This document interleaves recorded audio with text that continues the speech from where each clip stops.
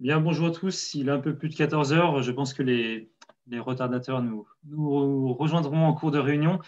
Bienvenue donc à ce webinaire végétal local sur le lancement de l'étude donc végétale locale sur la filière de production d'arbres et d'arbustes ligneux sur la zone Rhône-Saône-Jura. Alors, petit rappel pour ceux qui nous rejoignent à l'instant, donc merci de bien couper vos micros et caméras. Seuls les intervenants les allumeront. Vous pouvez poser vos questions dans le chat sur la droite de votre écran et on y répondra en fin de session. Alors, les intervenants donc, pour cette réunion qui est enregistrée, je le précise, donc si jamais vous cherchez l'enregistrement de cette vidéo, il sera disponible notamment sur le site internet de Jura Nature Environnement. Donc, les intervenants aujourd'hui, Damien Provandier, animateur national de la marque végétale locale pour les conservatoires botaniques nationaux, moi-même Pierre-Alexis Nizan, chargé de mission à Jura Nature Environnement et correspondant local de la marque sur la zone Rhône-Saône-Jura, et Damien Ribarondo d'Oxalis et Johan Le Guen de Sèvres qui sont en charge de cette étude. Je vous propose donc de rentrer dans le vif du sujet avec le déroulement du webinaire. Donc, nous allons d'abord avoir une introduction sur la marque végétale locale par Damien Provandier, puis je parlerai plus en détail de la dynamique et la filière ligneuse sur le territoire Rhône-Saône-Jura. Le groupement d'études présentera l'étude et les premières phases, notamment l'enquête qui va se dérouler dans les semaines qui viennent. Et ensuite, nous aurons un temps d'échange avec l'ensemble des participants. Donc, je passe le micro à Damien Provandier. Je ne sais pas, Damien, si vous Oui, m'entendez. bonjour. Voilà. Mais je vous entends bien, ouais. C'est bon? Mon C'est son est parfait. correct, Pierre-Alexis? Parfait. Ok, bonjour à tous. Euh, merci pour cette invitation. C'est bien d'avoir ce type de journée. On aura un temps d'échange. Alors, peut-être que certains d'entre vous ont déjà vu des éléments sur la marque végétale locale, mais on va faire quelques rappels pour recadrer un petit peu ce que c'est, son historique. Euh, je vais couper ma vidéo pour avoir un meilleur son. Alors, cette marque est une marque collective, sert à identifier des végétaux qui soient sauvages, indigènes et locaux. Alors, on parle de végétal indigène et local à l'échelle de 11 régions biogéographiques, des régions d'origine qui ont été définies dans le cadre du montage de cette marque avec un comité scientifique. En gros, ce sont des zones biogéographiques qui correspondent à des socles géologiques, à des questions altitudinales ou à des questions aussi climatologiques, notamment quand on voit des questions en zone méditerranéenne. Donc ces régions ont été établies et à l'intérieur de ces régions, il y a un certain nombre d'espèces qui sont considérées comme indigènes, non introduites par l'homme, sur lesquelles on va pouvoir aller récolter des graines de ligneux ou des boutures pour alimenter la filière. La marque a été créée par plusieurs réseaux.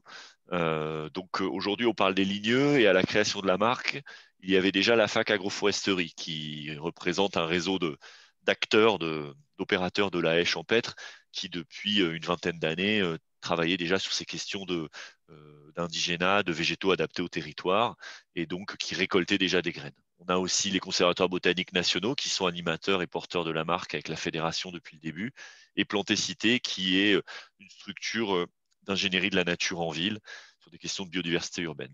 En 2011, ce collectif a répondu à un appel à projet, a mis en place une démarche projet avec 150 personnes pendant 2 ans, des chercheurs, mais aussi les institutions techniques telles que les producteurs forestiers, les producteurs horticulteurs, pour faire une marque qui soit partagée, marque qui a été déposée en 2015 à l'INPI.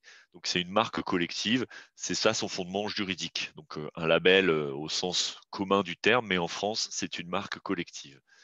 En 2017-2018, la Fédération des conservateurs botaniques nationaux a été intégrée à l'Agence française de la biodiversité, puis à l'Office français de la biodiversité en 2020. Donc cette marque collective est aujourd'hui par cette grande maison qu'est l'Office français de la biodiversité. Donc cet établissement public gère la marque. La marque fonctionne avec des candidatures. Les producteurs d'herbacées, de ligneux, herbacées aquatiques, quoi. Toute la flore en fait indigène peut être concernée. Ils vont candidater auprès de la marque. C'est nous qui sommes animateurs nationaux, conservateurs botaniques nationaux, pour le compte de l'OFB. Un comité de gestion de marque dans lequel 26 structures siègent. Donc, c'est des collèges utilisateurs, collèges producteurs. On va retrouver différentes fédérations du génie écologique, des parcs nationaux, des parcs régionaux qui sont présents dans ce comité de gestion de marque. Tout est disponible hein, sur le site, tout est transparent sur la manière dont c'est géré. Et donc, à partir d'audits indépendants qui sont réalisés sur les pratiques, le candidat peut devenir bénéficiaire. L'animation est toujours gérée aujourd'hui par trois temps pleins permanents et puis tout un réseau de correspondants dont on parlera un petit peu plus loin. Les usages de végétal local, donc végétal local s'adresse surtout aux projets de restauration de la biodiversité. Quand on a des enjeux de biodiversité, donc le premier cas évident, c'est la restauration de milieux naturels et le génie écologique, dans des cas notamment de destruction d'habitat, avec des mesures compensatoires. Alors on a des exemples importants, par exemple dans le cadre d'infrastructures énergétiques ou d'infrastructures linéaires, qui ont lancé pas mal la filière, hein, comme par exemple des chantiers avec EDF, sur les barrages de la Romanche, Cavé. On a aussi la LGV Tours-Bordeaux qui a été un gros chantier de collecte et d'approvisionnement en arbres et arbustes. Donc ça, c'est vraiment le cadre principal. On veut restaurer des habitats naturels, on utilise des essences indigènes et locales adaptées. Ensuite, il y a un autre cadre, c'est les aménagements paysagers à vocation écologique qui se développent de plus en plus aujourd'hui et dans lesquels les questions d'usage aussi de végétaux adaptés à la biodiversité ou qui restaurent la biodiversité, une biodiversité assez malmenée qui du coup a besoin aussi d'être restaurée. Donc ça peut être aussi des cadres d'usage qu'on a en écologie urbaine ou périurbaine dans le cadre de restauration de trames vertes et bleues ou de services écosystémiques. On a ensuite un cadre qui nous concerne beaucoup ici, c'est la restauration de biodiversité dans les agro-écosystèmes. On parle d'agroécologie, avec notamment les haies. Comme on voyait, le réseau AFAC Agroforesterie était très porteur de la démarche végétale locale. On a une grande ambition en France et en Europe de replantation du bocage. Et dans ce cadre-là, végétal local est donc présent. Donc des usages assez larges. On pourra revenir dessus si vous voulez dans les questions. Derrière ces questions, pourquoi le végétal local? Les enjeux pour la biodiversité, on revient un peu sur les fondamentaux. Si on plante un végétal local et indigène, c'est avant tout pour la réussite des semis et des plantations. Il a été connu par les acteurs de terrain, que ce soit en zone de montagne ou dans certains types de sols ou certains types de climats, que si on plante des végétaux qui ne sont pas adaptés en termes de phénologie, si un végétal de plaine est planté avec une génétique issue aussi de plaine est planté en montagne, on va avoir des décalages et des risques de plantes qui seront gélives. Donc il y a toute une partie en fait de l'histoire des végétaux qui est inscrit dans le trait de vie, dans la génétique des populations indigènes sauvages et qui du coup est adaptée. Cette conservation génétique, elle se fait du coup pour éviter la disparition d'écotypes qui se sont adaptés au milieu avec des migrations progressives depuis les dernières glaciations. Ce sont des recolonisations, des compétitions, tout un tas de procédés naturels qui se mettent en place. Et ces procédés, ces processus se basent sur la diversité génétique intraspécifique. Ça, c'est une des spécificités de végétal local par rapport à d'autres filières agricoles ou horticoles dans laquelle on va sélectionner des critères. Dans la vigne, on sélectionne des critères pour le goût du vin, pour des adaptations à tel ou tel parasite. Dans végétal local, on récolte sur un grand nombre d'individus pour avoir la diversité génétique de la diversité génétique issue du territoire. Chaque individu est différent, comme au niveau de la population humaine, on a des individus qui sont différents.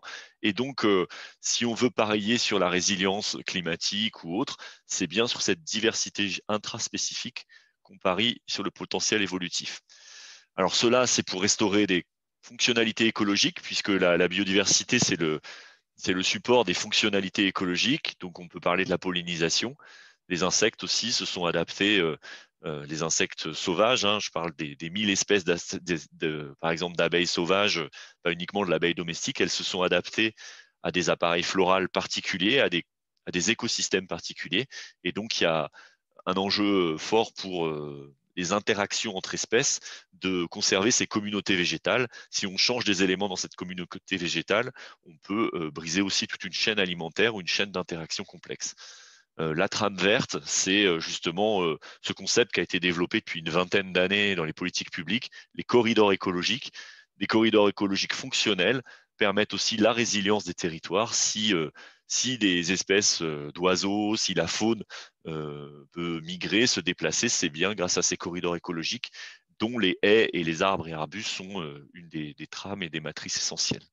Ensuite, l'enjeu, il est économique aussi, puisque ce sont des activités localisées, création de valeur et d'emplois, localisées à minima en France, puisque les arbres et arbustes, on peut les produire aussi si on respecte la génétique dans une région d'origine voisine, mais on sait d'où vient la graine et ce sont quand même des activités localisées et puis des filières, on le voit aujourd'hui autour de la table, des filières locales aussi qui donnent des valeurs aussi intéressantes sur ce sujet-là.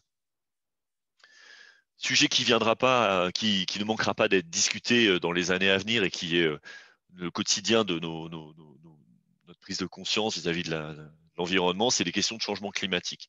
Premier argument de végétal local sur ces questions-là, c'est les questions d'atténuation du changement climatique. En Europe, dans le monde, il y a des déplacements de matériaux et de matériel, de fournitures et de végétaux aussi qui sont considérables.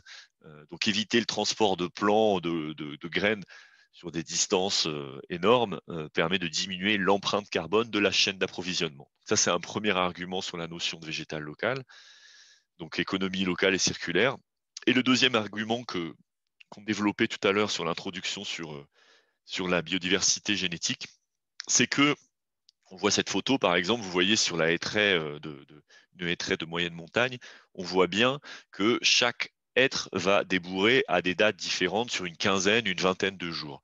Dans la nature, comme je vous disais, les individus sont différents. On n'est pas dans une population forestière avec des arbres qui ont été plantés de façon homogène comme un champ de maïs. Je suis assez critique, je force un petit peu le trait, mais on n'est pas dans la nature, il y a vraiment cette diversité génétique et cette diversité génétique, cette biodiversité-là, ce niveau-là est une des stratégies aussi face au changement climatique.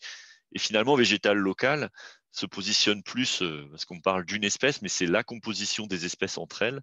Végétal local est plutôt sur un principe de précaution, de conservation des habitats et des espèces face aux questions de migration, de changement climatique. D'autres acteurs par rapport à des enjeux de production comme la forêt ou l'agriculture ont des stratégies plus de migration assistée pour certaines espèces cibles. Ce n'est pas la stratégie actuelle de végétal local. Et végétal local, par contre, face à ces questions-là, voir ces stratégies futures, permet à minima d'avoir une traçabilité des végétaux. Et quand on dialogue avec les acteurs du changement climatique, cette échelle en fait de connaissance, de traçabilité à l'échelle des régions d'origine permettra peut-être, en tout cas dans quelques années, de trouver des solutions. Mais on tire vraiment la filière vers le haut en ayant une connaissance de la traçabilité. Alors, perturbation de fonctionnalité écologique, là c'est un exemple que tout le monde connaît et qui est évident. Quand on fait migrer des espèces, parfois on a aussi des passagers clandestins. On est bien au courant des problématiques sanitaires aujourd'hui. Là, c'est une problématique phytosanitaire avec la pyrale du buis qui est apparue en 2006 à peu près par quelques buis importés d'Asie et qui a créé un déséquilibre énorme avec une quasi-disparition des buccets à l'échelle française et européenne, donc des impacts énormes. Les végétaux, la collecte, la production commence par la graine. C'est vraiment un des éléments qu'il faut retenir de végétal local, c'est cette collecte en milieu naturel. Pierre-Alexis nous redétaillera. Les populations sont sélectionnées par rapport à tout un tas de critères. On peut regarder des photographies aériennes anciennes pour vérifier que les haies étaient déjà présentes en 1970, avant les campagnes de plantation. Ça, on a tout un tas d'outils et on forme les collecteurs. Et il faut collecter sur un minimum de 30 à 50 individus pour les herbacées et 30 sur les ligneux, ce qui permet déjà, avec le brassage des pollens, de garantir une base de socle de diversité génétique. Et donc, ne sont pas concernées les variétés horticoles, les variétés agricoles, mais non plus les cultivars anciens de pommes. C'est un autre procédé. On n'est pas sur des végétaux sauvages quand on fait de la domestication pour les fruitiers. Ce n'est pas du végétal sauvage, donc ça ne rentre pas dans végétal local. Alors, on ne sélectionne pas dans végétal local, j'y suis déjà revenu, il n'y a pas de recherche d'homogénéité, donc ce n'est pas la même démarche que les clones en agricole. J'en ai déjà parlé. Sur le marché végétal local, il y a une exigence de traçabilité. Donc, quand on vous vend du végétal local, s'il y a ce logo végétal local, vous devez avoir la région d'origine indiquée à côté du logo, avec un étiquetage qui est précisé dans le règlement technique. C'est la base un petit peu du végétal local, c'est que cette traçabilité soit garantie, elle est contrôlée lors des audits. Et donc, on a des végétaux qui ont conservé leur adaptation génétique tout au long de la production. On reviendra un petit peu sur l'offre régionale tout à l'heure. Aujourd'hui, en France, ce sont maintenant, donc ça, les chiffres là, avec le nouveau comité de marque, on est à 60 producteurs, collecteurs, donc un réseau qui grandit actuellement. Ce qui est intéressant aussi pour cadrer un peu plus largement, c'est que Végétal Local s'inscrit dans différentes politiques publiques. Là, on a cité des éléments internationaux, la Convention de Berne, Natura 2000 pour la restauration des habitats, des rapports comme des solutions fondées sur la nature pour s'adapter au changement climatique, le fait de s'inspirer de la nature, de cette diversité génétique de végétaux, euh, des règles professionnelles aussi dans lesquelles on va retrouver végétal local, et puis différents plans d'action ministériels comme le plan d'action pour les pollinisateurs, pour les plantes messicoles, le plan de développement agroforesterie et des standards internationaux de restauration écologique. C'est pas quelque chose qui a été bricolé, qui est franco-français, ça s'inscrit vraiment. On s'est inspiré en fait de ce qui s'était fait en Allemagne, en Suisse, chez nos voisins, et il y a tout un tas de réseaux de la restauration écologique qui sont en dialogue aussi sur ces sujets-là. Et ça s'inscrit dans des politiques publiques et de plus en plus aussi de par les acteurs qui portent aussi cette démarche-là. L'Office français de la biodiversité, aujourd'hui, ça légitime vraiment la place de végétal local, puisque ce sont des financements du ministère de l'écologie et de l'Office français de la biodiversité qui permettent cette action qui fait partie de la stratégie française pour la biodiversité. Juste une petite transition avant de passer la main à Pierre-Alexis qui va vous donner des informations régionales. Donc, Pierre-Alexis fait partie des correspondants régionaux végétal local qui sont des acteurs qui travaillent adhérents à la FAC agroforesterie. Donc, c'est une convention entre la FAC et l'Office français de la biodiversité pour l'animation territoriale. On a aussi des animateurs dans les conservatoires botaniques nationaux et à Plantes et Cités. Et voilà. Tout à l'heure, je pourrais répondre à votre question si vous avez des questions sur le sujet. Pierre-Alexis, je te passe la main pour parler de cette dynamique régionale. Végétal local, c'est un outil pour que les régions se prennent en charge aussi. C'est un outil pour la biodiversité dans les territoires. Et donc aujourd'hui, là, on a illustré avec des formations, des journées. Aujourd'hui, ce sont beaucoup des webinaires actuellement, mais vous êtes dans une région très active. Auvergne-Rhône-Alpes a inscrit végétal local. On verra plus loin sur son agenda.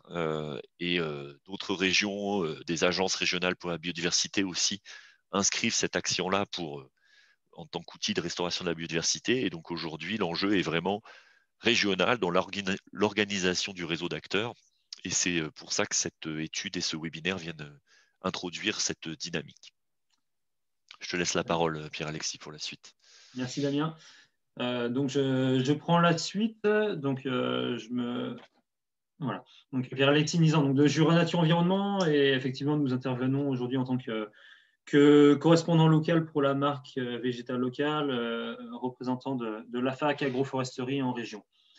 Alors avant de revenir précisément sur les dynamiques en cours dans la région, je voulais vous faire un petit panorama, disons, des acteurs de la filière et du fonctionnement de la filière. C'est toujours important à avoir en tête. Derrière Végétal Local, l'idée, c'est surtout de promouvoir le développement d'une filière locale qui produit des végétaux de qualité d'un point de vue génétique. Et cette filière, forcément, qui est en cours de construction, se base sur des acteurs territoriaux. Et l'idée, c'est de brosser un petit peu voilà, l'organisation de cette filière de manière à ce que vous-même, vous puissiez comprendre un petit peu quelle pourrait être votre place au sein de cette filière dans les années qui viennent. Donc voilà, on entend souvent parler de collecteurs, de producteurs, de prescripteurs, d'acheteurs. Et donc nous allons voir un petit peu comment tous ces acteurs interagissent entre eux et surtout qui sont les structures qui se cachent derrière ces différentes catégories. Voilà, tout simplement pour commencer, la collecte, effectivement, là où tout commence, sans collecte de graines dans le milieu naturel, il n'y aurait pas de production de végétaux locaux. Donc des collecteurs qui sont la plupart du temps des associations, des pépiniéristes qui collectent pour eux-mêmes, parfois des bureaux d'études ou quelques auto-entrepreneurs qui commencent effectivement à se pencher aussi sur la question. Des collecteurs donc, qui ont tout simplement pour mission de collecter de la graine pour les pépinières. Collecter de la graine, cela dit, la mission est un peu plus large puisqu'il s'agit avant tout d'identifier, en premier lieu, des sites de collecte. Donc, c'est-à-dire qu'on va collecter dans des milieux naturels, comme le disait tout à l'heure Damien, des milieux sur lesquels on sait qu'il n'y a pas eu de plantation récente, par exemple, pour éviter de collecter des graines finalement sur des plants qui viendraient d'une génétique non française. C'est cette première mission donc, des collecteurs, l'identification des sites de collecte, la collecte à proprement dit, bien sûr, durant tout l'été et l'automne, puis la préparation des graines, c'est cette petite diapo que vous voyez en bas, qui est encore assez artisanale, bien que peu de structures aient cherché à la mécaniser pour le moment. Et enfin, la livraison des graines aux pépinières. Alors pourquoi je dis maillon faible de la filière, c'est un point qui est assez intéressant à avoir en tête. C'est comme dans beaucoup de filières agricoles, finalement, le collecteur étant en amont de la filière, c'est lui qui assure une bonne partie des risques, d'autant plus qu'on est sur un métier nouveau. Cette collecte de graines, c'est quelque chose qui s'est perdu il y a déjà plusieurs décennies. Bien avant, les pépinières collectaient pour elles-mêmes des graines. C'est quelque chose qui s'est perdu. On est rentré sur un marché internationalisé avec des pépinières françaises qui, pour la plupart, sont des pépinières d'élevage, c'est-à-dire qu'elles reçoivent ou recevaient des jeunes plants qu'elles élevaient en pépinière. Et peu de pépinières partaient de la graine, ce qui fait qu'en fait, le métier de grainetier, ou en tout cas de collecteur de graines, avait quasiment disparu en France. Voilà, donc le collecteur également travaille avec peu de visibilité du fait pour l'instant de la faible vision que l'on a du marché de jeunes plants végétal local. Et bien sûr, comme je le disais, donc, sans collecte, pas de production locale. C'est donc un maillon, bien sûr, essentiel de la filière. Excusez-moi, est-ce que Alors, je peux vous interrompre pour poser une question? oui, alors les questions, vous pouvez poser vos questions dans le chat à droite de l'écran. On répondra à toutes les questions à l'issue des 3 D'accord. présentations. Voilà, on a choisi de regrouper les réponses aux questions à la fin de manière à éviter qu'on recoupe 2-3 fois les mêmes questions. Donc, vous pourrez poser toutes vos questions dans le chat dès maintenant et on y répondra tout à l'heure. Pour poursuivre donc, sur donc, ce métier de collecte, bien sûr, il s'appuie sur un cahier des charges de la marque végétale locale, un cahier des charges donc, qui donne les réglementations à suivre, et également un cahier technique édité par la fac agroforesterie, récemment réédité, qui permet d'aider les collecteurs donc, à se former pour acquérir les compétences de ce métier. Un zoom maintenant sur les producteurs, bien sûr, qui sont le maillon central de la filière. Donc les producteurs sont des pépiniéristes horticulteurs, des lycées agricoles également qui se lancent à plus ou moins grande échelle dans la production de végétaux locaux, quelques associations ou également des collectivités pour leurs propres besoins. Le métier de pépiniériste, donc, qui commence à partir de la réception de la graine qui est stratifiée, c'est-à-dire qu'on va permettre à la graine de germer. C'est une étape importante qui rebute quelques pépiniéristes à se lancer dans cette activité de production de plants à partir de la graine. C'est ce sur quoi nous allons travailler dans les mois, dans les années qui viennent, accompagner les pépinières sur de la formation technique. Les pépinières donc, qui doivent également intégrer toutes les étapes donc à partir de la graine, c'est-à-dire le semis, le repiquage, l'élevage des jeunes plants, l'arrachage et la commercialisation. Donc c'est un métier complet qui est bien différent de ce que beaucoup de pépinières faisaient jusqu'à présent, c'est-à-dire seulement entre guillemets de l'élevage. D'où aussi quelques freins à ce que de nouveaux pépiniéristes rejoignent la marque. Et notre but justement est de les accompagner tant techniquement qu'administrativement par rapport au cahier des charges de la marque. Le maillon suivant, le prescripteur, alors que c'est un terme derrière lequel on regroupe plusieurs catégories d'acteurs, mais ce sont bien souvent des bureaux d'études ou alors des associations, des collectivités même, qui ont finalement ce rôle de conseil, d'incitation, c'est un rôle clé pour développer l'achat de végétaux locaux, notamment dans les marchés publics. Donc, parmi vous, il y a sans doute quelques collectivités locales qui seront concernées par ces marchés publics. Et le rôle des prescripteurs est vraiment important ici pour justement pouvoir utiliser des végétaux locaux dans le cadre de ces marchés.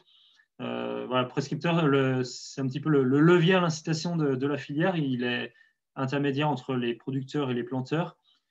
Il se doit d'avoir bien sûr une bonne connaissance des végétaux locaux et finalement, il a également un rôle de sensibilisation qui est très important. Le dernier maillon, l'acheteur, celui donc, qui va planter l'arbre.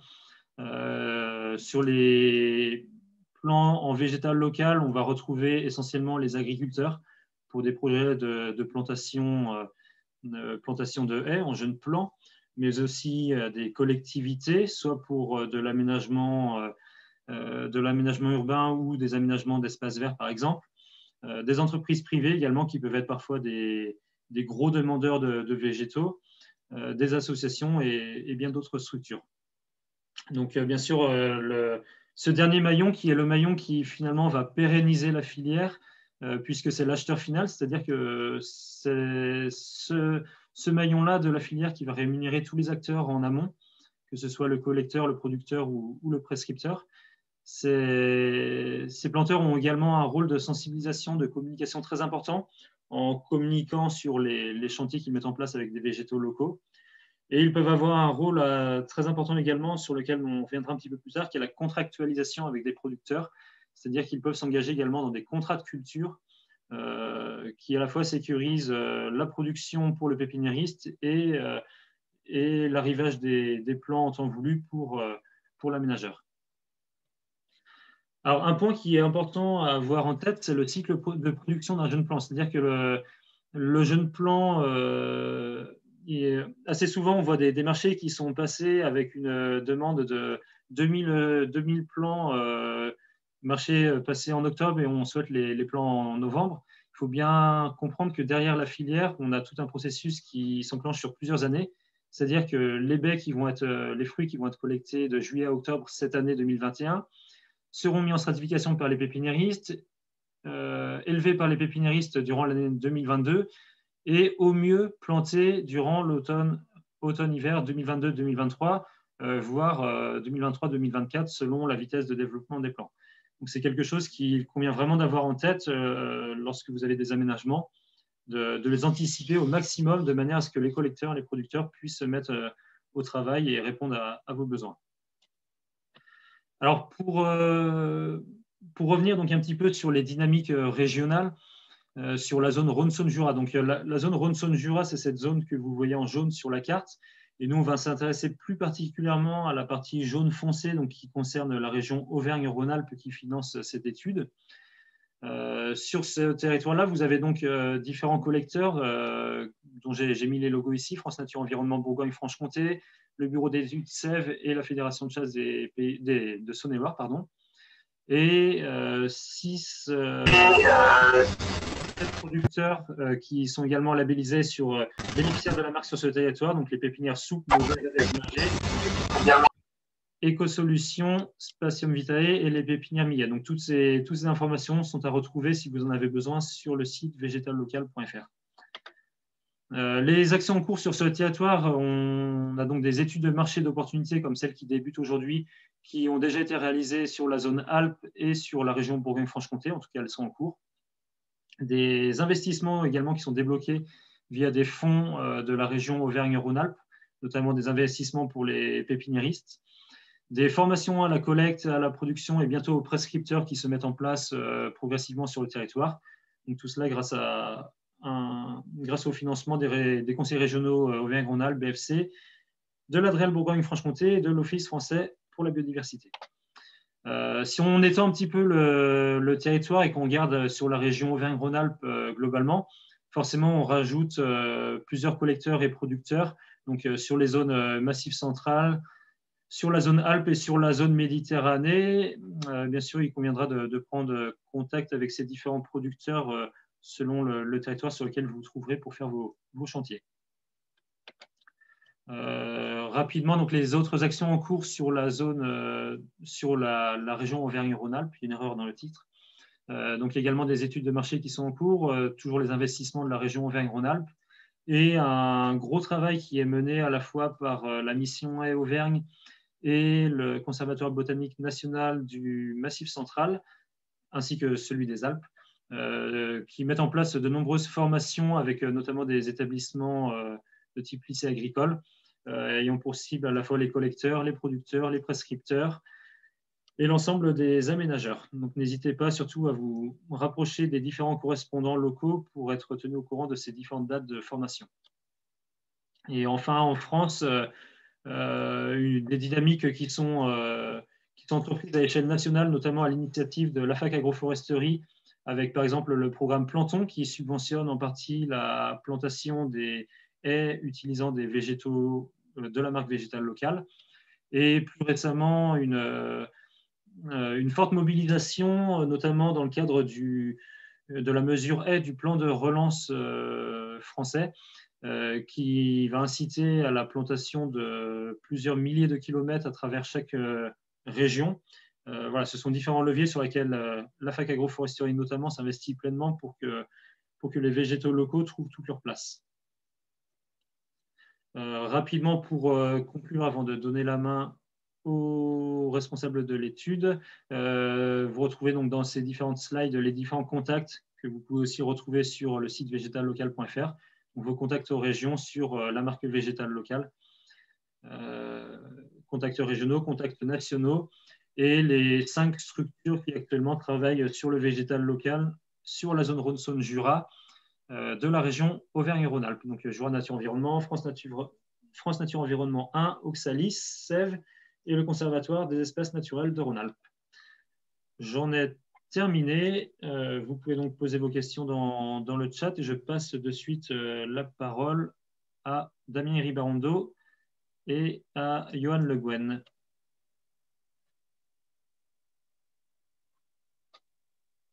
Alors, je ne sais pas si vous avez activé votre micro. Oui, c'est bon. Vous m'entendez? Parfait. Johan, okay. C'est bon. Je ne sais pas si Damien l'a également activé.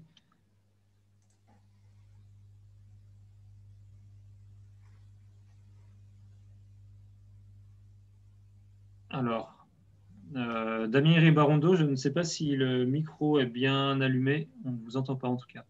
Alexis, tu m'entends? C'est parfait. Parfait. Très bien. Je vous laisse la parole donc, pour introduire plus spécifiquement l'étude que vous allez mener sur le territoire que l'on vient de citer. Très bien, merci. Du coup, Damien, je vais commencer. Vas-y, Johan, je t'en prie. J'active ma vidéo quelques secondes pour que vous puissiez mettre un visage sur ma voix et je la coupe pour que ce soit plus fluide après au niveau du son. Donc en fait, comme l'a présenté Pierre-Alexis et puis Damien Provandi avant, il y a une étude qui a été lancée sur la zone qui a été présentée dans la carte précédente, sur la partie sud de la zone d'origine Rhône-Saône-Jura. Voici la cartographie qui avait été présentée juste avant. C'est sur la partie sud qui est comprise dans la région administrative Auvergne-Rhône-Alpes. Il y a plusieurs objectifs à cette étude et pour répondre à ces objectifs, on a défini plusieurs phases. Une première phase qui commence maintenant et qui va s'étendre sur ce mois de février et sur le prochain mois de mars, qui va consister en un diagnostic de la filière de végétal local dans la zone d'étude. Plusieurs objectifs à cette phase, c'est d'abord d'identifier les acteurs de l'offre. Comme on a vu tout à l'heure, il y a des collecteurs et des producteurs, et aussi identifier les acteurs de la demande. Suite à ça, on pourra analyser l'offre et la demande, ainsi que les besoins de la filière, en reprenant ce qu'on sait de ceux qui produisent déjà et ceux qui ont déjà des besoins et ceux qui aimeraient se lancer dans la filière. et tout en gardant à chaque fois dans l'esprit de s'inspirer de ce qui se fait ailleurs et de ce qui s'est fait dans les autres études de marché similaires sur d'autres territoires. Il y aura ensuite une phase 2 que Damien Iribarando va vous présenter juste après. Donc, je ne vais pas empiéter sur son territoire. Si tu peux passer à la prochaine diapo, Pierre-Alexis. Voilà, donc la phase 1, comme je vous disais, avec les différentes phases. Ça va commencer par une identification des collecteurs, des producteurs, prescripteurs et utilisateurs. Donc, en fait, tous les acteurs qui pourraient avoir besoin, qui auraient une demande ou qui seraient en capacité de produire et d'offrir des végétaux locaux, végétaux de la marque, végétal local. Donc ça va passer par une base de données qui va être faite des acteurs potentiels de la marque. Ensuite, il y aura une phase d'analyse de la demande et de l'offre pour caractériser les besoins. Ça prendra la forme ici d'une enquête qui sera diffusée auprès des potentiels utilisateurs et prescripteurs et des utilisateurs et prescripteurs déjà identifiés, et idem sur la partie offre. Il y aura ensuite une phase de benchmark que Damien vous présentera juste après. Alors, la phase de base de données sur les collecteurs et les producteurs, afin de les identifier, ça permettra, on commencera d'abord par identifier les premiers maillons de la filière, qui sont les collecteurs. Et de là, on pourra découler sur les acheteurs et les producteurs actuels et potentiels de ligneux en végétal local. Ça permettra aussi d'identifier les acteurs volontaires qui souhaitent s'impliquer dans la co-construction de la filière végétale locale. Comprenez ici ceux qui sont déjà impliqués et qui veulent partager, et ceux qui ne sont pas impliqués et qui souhaitent le faire.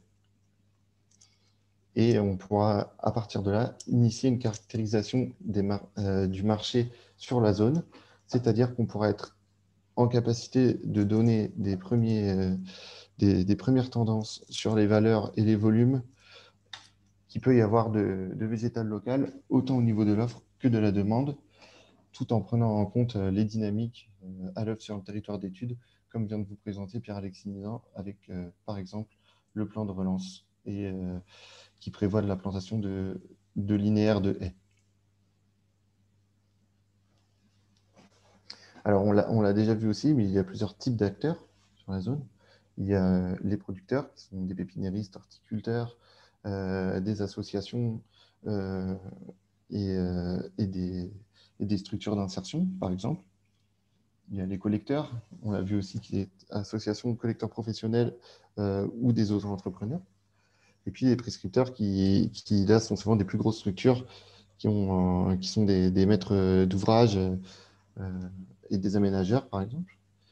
Là, en fait, on divise les deux types, donc producteurs et collecteurs pour l'offre et prescripteurs et utilisateurs pour la demande.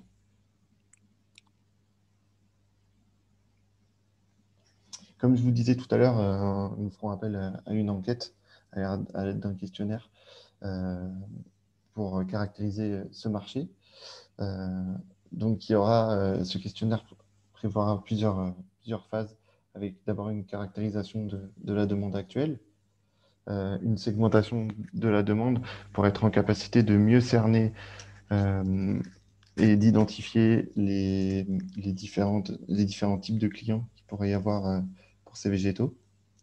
Une identification des freins et des besoins communs pour initier la filière.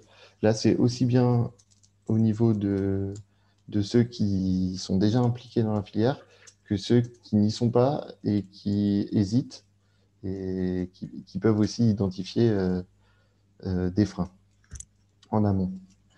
L'analyse de l'offre, l'analyse du questionnaire pour la partie offre permettra de caractériser l'offre actuelle en ligne et l'offre potentielle aussi, en fonction de ce que répondront les personnes qui souhaitent s'impliquer.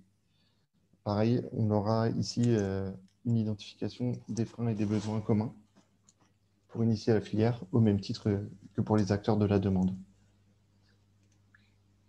Donc là, ça va plutôt être Damien qui va vous parler de la phase C. Donc, oui, merci, Johan. OK. On m'entend bien, c'est tout bon? Pour moi, c'est bon. Parfait. Oui, donc sur la partie benchmark, bon, qui est un bien grand mot, hein, l'idée pour nous, c'est d'étudier des modes d'organisation ou de structuration qui sont à l'œuvre dans d'autres régions d'origine, et c'est le cas. Donc l'objectif sera sur 2, 3 ou 4 régions d'origine déjà identifiées, de mettre en évidence l'historique de la structuration de ces filières, quels ont été les acteurs moteurs au lancement, quelles sont leurs typologies, quels freins ont-ils rencontrés à l'amorçage, de caractériser bien entendu le périmètre géographique de la filière créée. Le modèle de gouvernance nous intéresse aussi. Quel est le modèle de gouvernance et la structuration juridique qui a été retenue? Hein, on voit bien que dans certaines zones d'origine, la filière s'est structurée en SIC, par exemple, hein, en société d'intérêt collectif, de coopération d'intérêt collectif. On étudiera aussi le modèle économique de la filière et les relations entre acteurs, la gestion et la qualité des volumes produits, et de jeter aussi un œil sur la coordination et la façon dont ces acteurs sont animés.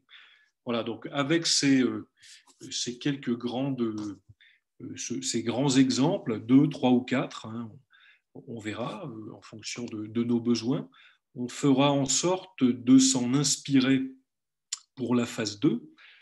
Phase 2 qui consistera à animer ce collectif d'acteurs. Donc d'identifier à l'issue de la phase de questionnaire, d'identifier des groupes d'acteurs motivés, qu'ils soient de l'offre et de la demande, prêts à s'engager dans le développement de la filière. Donc ça, c'est plus particulièrement le cluster Jura, hein, qu'on n'a pas mentionné jusqu'à présent, qui s'occupera de mettre en œuvre cette phase 2, accompagné de notre collègue Denis Lebert du bureau d'études ABS, qui viendra en appui à l'animation collective. Et on vous proposera, si vous en êtes partant, 3 séances de travail collectif, de manière déjà à vous présenter les différents modèles qui auront été caractérisés lors de la phase de benchmark, pour valider un modèle type qui semble pouvoir faire sens pour vous, d'identifier au cours de ces différentes réunions et de ces temps de travail collectif un plan d'action, une série d'actions à mettre en œuvre qui semblerait prioritaire sur ce territoire. Et finalement, alors on souhaite pousser le bouchon relativement loin, c'est de caractériser, de formaliser les engagements de chacun. Voilà, on souhaite aller jusque-là. Donc cette phase d'étude, cette phase 2 viendra en aval de l'enquête et se déroulerait à partir du mois d'avril 2021 pour s'achever, si tout va bien, au mois de juin 2021. Voilà, de manière à pouvoir poser les bases pour les 2, 3, 4 ans qui viennent d'une structuration bien pensée collectivement. Voilà. Pierre-Alexis, j'espère que j'ai récupéré le petit retard à l'allumage. Il vous restait quelques slides. Je ne sais pas si vous arrêtiez là ou… Bon, on peut les rebalayer, mais j'ai présenté, me semble-t-il, l'essentiel. Hein, donc sur les 3 objectifs des réunions, des 3 séances de travail, définir le modèle type, le modèle collectif, identifier et prioriser collectivement les actions, le plan d'action à mettre en œuvre, et définir et formaliser les engagements de l'ensemble des acteurs à court et moyen terme. Très bien. Merci Damien. Il y a eu quelques questions qui ont été posées dans le chat, donc n'hésitez pas également à poser les vôtres. Dans les premières questions qui ont été posées, il y avait une question notamment sur les formations. Benoît Fourcade qui demandait quelle formation pour les collecteurs aujourd'hui. Actuellement sur la région Auvergne-Rhône-Alpes, il y a plusieurs formations qui vont être mises en place. On va travailler avec Oxalis notamment et FNE1 sur des formations à la collecte au second semestre 2021, donc probablement sur le département de l'Ain. Vous y serez bien sûr conviés. L'idée, c'est de se former à la fois à l'identification des sites de collecte, aux différentes méthodes de collecte, au dépulpage. Finalement, voilà, toutes les missions qu'on a présentées tout à l'heure, jusqu'à la livraison des graines à la pépinière. Et également, il me semble que dans les Alpes et le Massif central, d'autres formations seront dispensées à l'automne 2021. Et avant, on a le cahier technique collecte qui va sortir mi-mars avec un événement webinaire qui vous donnera toutes les clés avec un cahier avec plus de 50 espèces qui sont détaillées. Donc déjà de l'information qui arrivera à partir de mars-avril sur ce sujet de la collecte. On a également une question donc, qui concerne la production de boutures. Alors, est-ce que Damien Provandier voulait en dire un mot? C'est vrai qu'on n'en a pas spécialement parlé par rapport à végétal local et la production des boutures. On a surtout parlé de graines. Alors, elle est ouverte pour... elle n'est pas recommandée dans le cahier technique et ça a été l'objet d'un débat en comité de gestion de marque. Pour les espèces qui justifient une difficulté à la production via des graines, on va parler des salicacées par exemple, elle peut se justifier et elle peut faire l'objet d'une demande avec une stratégie d'échantillonnage qui est détaillée dans le référentiel technique. Je ne rentrerai pas dans les détails, mais qui permet justement d'avoir un certain nombre de clones et de familles suffisantes par rapport à ces questions de diversité génétique. Donc, il y a des parcs à boutures qui ont été mis en place sur les salicacées plutôt. Sur les essences sur lesquelles la production par graines est possible, ce n'est pas une stratégie d'échantillonnage qui est recommandée et souhaitée par les acteurs de la marque végétale locale. Par rapport à la temporalité entre la semence et la plantation, là, dans le calendrier présenté, c'est les retours d'expérience. On est sur du jeune plan forestier, donc 1 an à 2 ans, 0 plus 1 ou 1 plus 1. Ce sont des typologies de plans forestiers racines nues en jeunes plants d'arbres et d'arbustes. Donc, c'est bien la temporalité qui est présentée entre la graine, stratification et possibilité d'avoir des jeunes plants. Après, bien sûr, c'est pour des baliveaux ou autres, il y a de l'élevage qui sera plus long.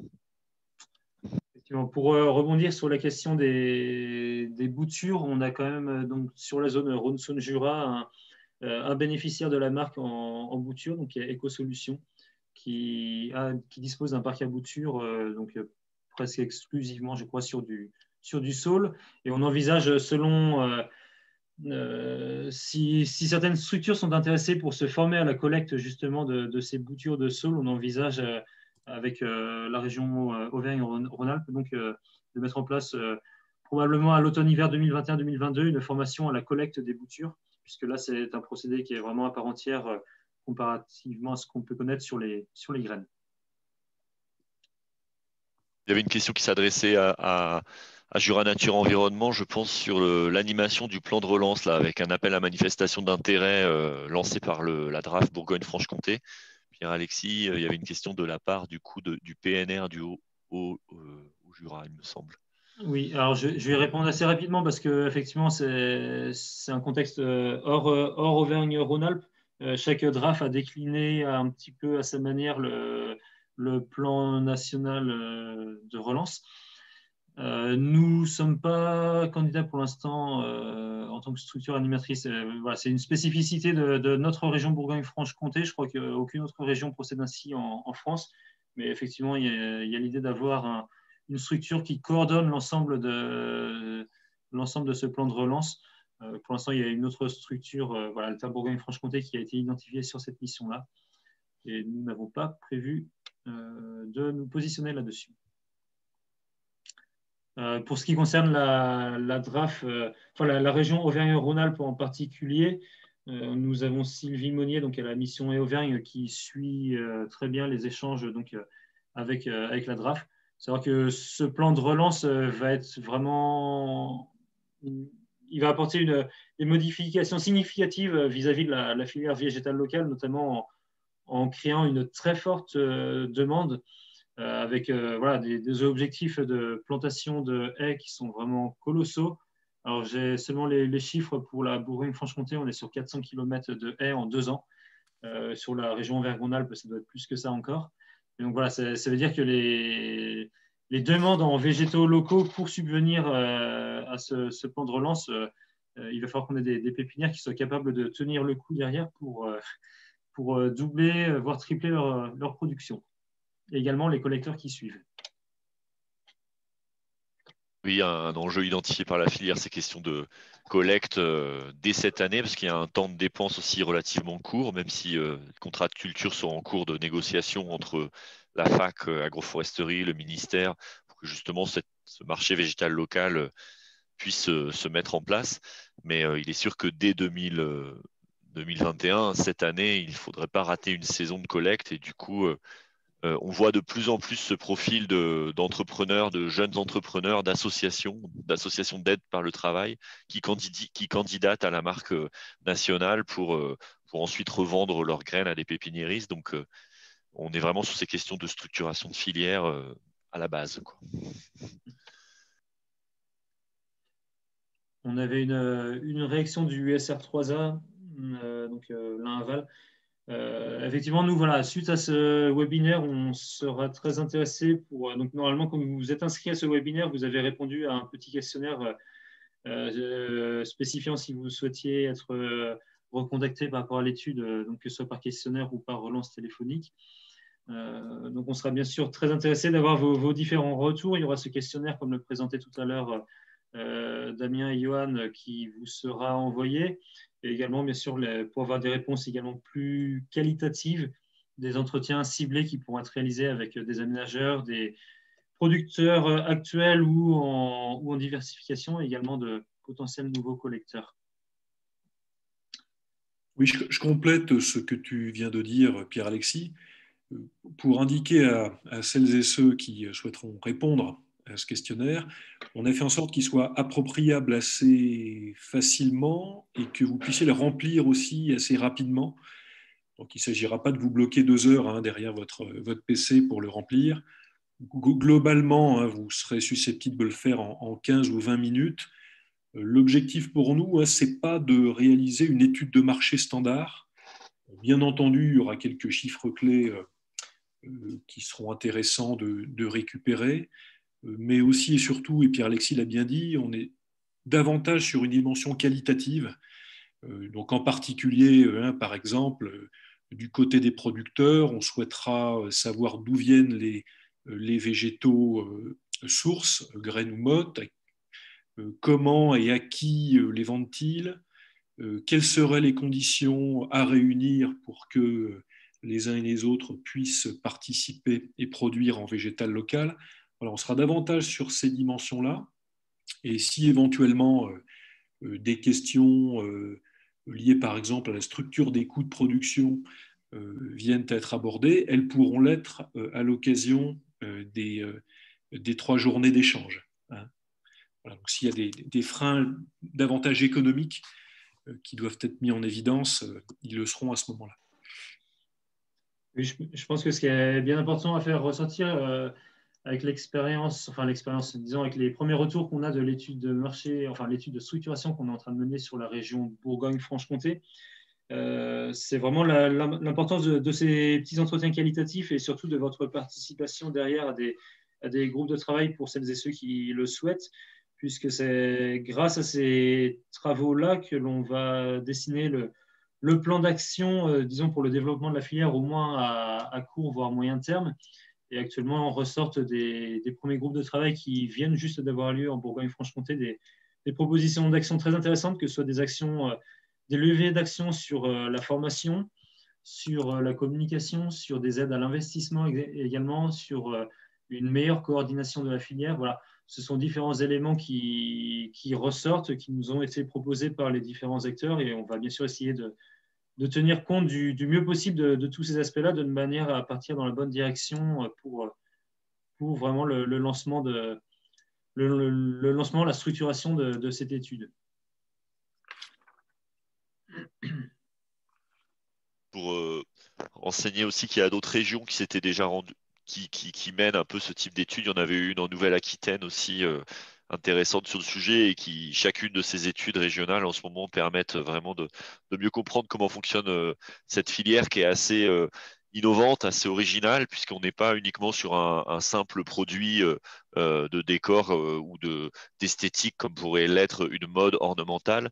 On est vraiment sur ces questions de chaîne de valeur élargie. Aujourd'hui, on voit plusieurs acteurs autour de la table et de la gouvernance de la marque végétale locale ont pour mission et pour volonté de restaurer la biodiversité.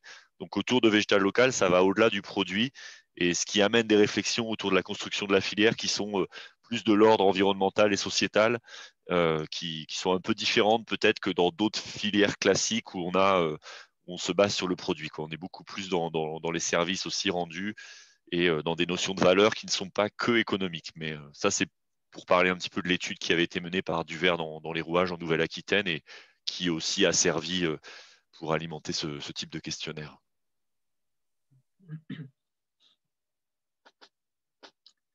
On profite aussi là également de cette dernière diapo. Vous avez sans doute vous avez reçu donc là les informations concernant ce webinaire. Vous pourrez retrouver l'essentiel des informations sur Végétal Local à échelle nationale via la lettre d'information qui, si je ne me trompe pas, doit être publiée à peu près tous les 2 à 3 mois. Damien, je pense que… Oui, c'est ça, oui. À peu près tous les 2 à 3 mois, on a une lettre d'info. Et chaque semaine, on a une petite actu sur LinkedIn, là, qui est un réseau social professionnel sur lequel on s'est inscrit aussi depuis maintenant quelques mois. Et vous pouvez donc suivre aussi des actualités. Après, cette lettre d'info actuellement centralise un peu ce qui se passe partout en France à partir des infos qui nous sont remontées par les correspondants et par les acteurs des régions, quoi, qui sont partagés. En région, effectivement, il n'y a pas de site internet ou en tout cas de lettre de diffusion officielle pour le moment, bien que ce soit en cours de construction. Donc n'hésitez pas également à revenir vers les différents correspondants locaux, donc des différentes régions d'origine. Donc pour les régions d'origine Rhône-Saône, Jura, pour les régions d'origine Alpes et Massif central, vous pouvez directement prendre contact avec ces correspondants locaux qui seront en capacité de vous indiquer les prochaines journées d'échange, les temps de formation, de démonstration, etc. qui auront lieu. Et comme on le précisait tout à l'heure, en parallèle de cette étude qu'on lance actuellement, on débute également déjà les actions, donc avec des groupes de travail, je ne crois pas en avoir parlé, des groupes de travail autour des pépinières. Le premier groupe de travail s'était réuni dans le Jura, justement sur la technique de stratification des graines, et on se réunira d'ici le printemps sur les techniques de semis, de repiquage. Voilà, il y a tout un ensemble de formations qui se mettent en place dans l'objectif que chaque acteur monte en compétences. On aura également des groupes de travail sur la prescription, notamment comment intégrer les végétaux locaux dans les marchés publics, puisque c'est une problématique qui revient assez régulièrement.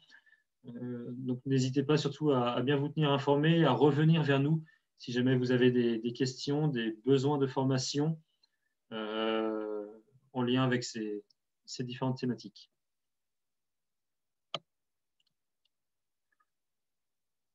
Je pense qu'on a fait le tour des questions. Je n'ai pas remonté tout le fil tout à l'heure, mais Damien… il me semble que… Oui, non, on avait répondu aux questions.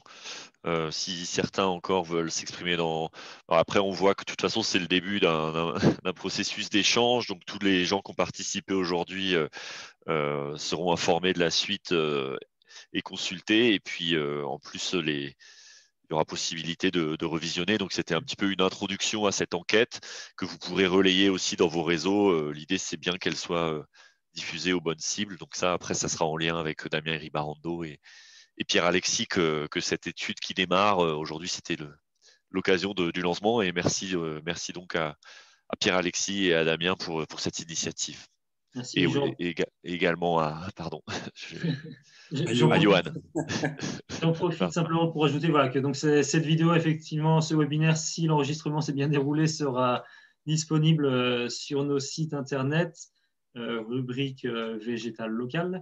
Et en parallèle, n'hésitez pas également à consulter les différentes actions qui ont débuté sur ce même territoire, sur le végétal local, mais les herbacées cette fois-ci, donc tout ce qui concerne les mélanges de graines pour des opérations de revégétalisation, que ce soit de la renaturation de cours d'eau, en prairies agricoles, dans des milieux urbains, etc. On a un webinaire une journée d'information qui s'est déroulée mardi dernier. Donc la vidéo sera également à retrouver d'ici quelques jours sur notre site internet. Merci à tous. Je mets terme à ce webinaire et à très bientôt donc pour pour débuter les échanges sur les végétaux ligneux. Merci. Merci de votre participation. À bientôt, merci.